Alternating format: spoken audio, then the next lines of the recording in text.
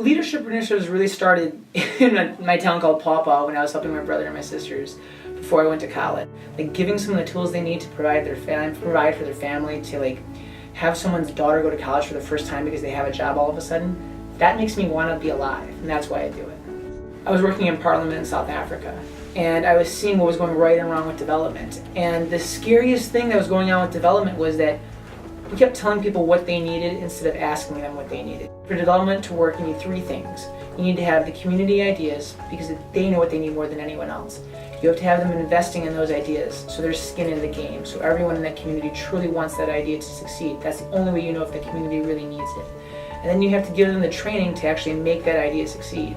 The thing Leadership Initiatives does the most when people ask me is that it teaches people to help themselves. So one of the ways it illustrates how Leadership Initiatives changes lives is our Bershey Fish Farm program, and it's ran by a man named Sani.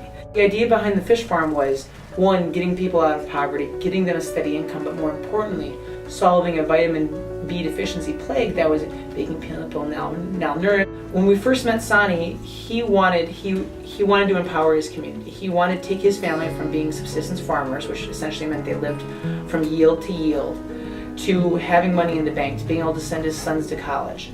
And so he wanted to create a fish farm. And so he brought other subsistence farmers together. He took Leadership Initiatives training course. He learned how to own and operate a business. He found local investors to get his idea off the ground. And then he spent months training. So he would do subsistence farming all throughout the day, and then at night learn how to become a fish farmer. And we flew in people to live in the community, to teach them how to be fish farmers, to help them build their fish tanks, to make sure the water pumps were working right, and to stay through that first harvest. And then later on, we made sure that the business owners were taking secondary business classes so they knew how to save their money. So we tried to make sure on leadership initiatives that they knew fish farming. They had 4 years of experience before their first year was done, so that way that they knew how to expand their farm. They knew how to work with customers.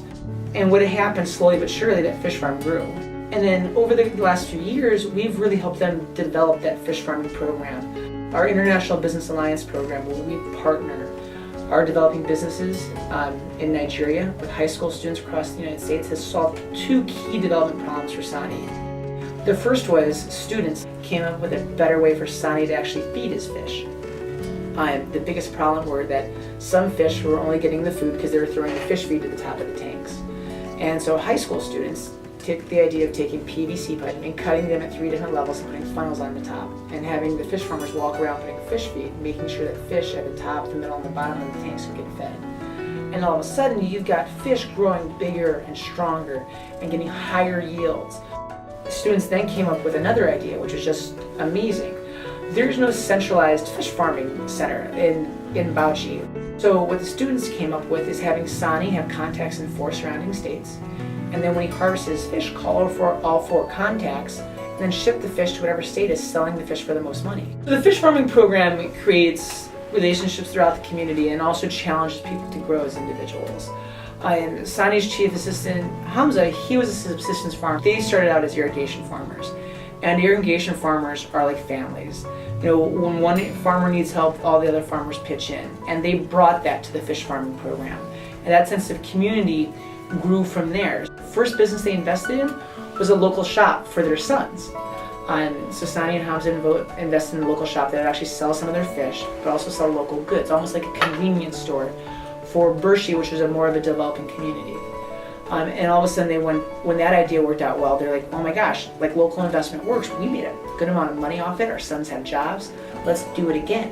And every step along the way, they have taken what they originally started as a community and expanded it and built upon the freedoms that everyone in that community has. The most important thing Leadership Initiatives have done as a whole is transform individual lives, who have then transformed families, who have then transformed communities, who have then transformed states. And I'm hoping in 10 more years can start transforming nations. That's the dream I want to push forward.